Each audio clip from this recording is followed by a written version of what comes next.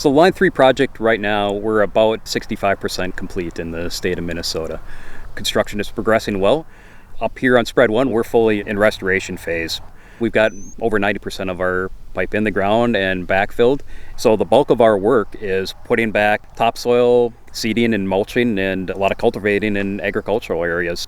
It's very important for us to get the land back to looking and functioning as it was before we came through here. So we'll do a walkover with a contractor, a construction representative, a land representative, and an environment representative. And we'll walk each tract of land that has been submitted to us for sign-off for being restored and completed.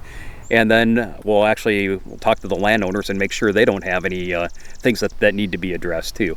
This is some of the richest agricultural land in the world here by the Red River Valley.